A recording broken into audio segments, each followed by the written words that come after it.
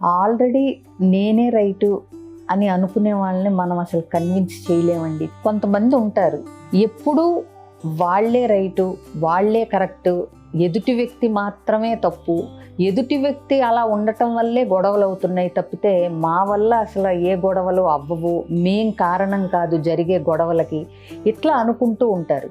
మనం మాట్లాడుతున్నప్పుడు వాళ్ళు మనల్ని అర్థం చేసుకోవటానికి వినరు. They only try to defend, వాళ్ళని సమర్థించుకోవటానికి మాత్రమే మనం విన్న దానిలోంచి పాయింట్లు లాగుతూ ఉంటారు.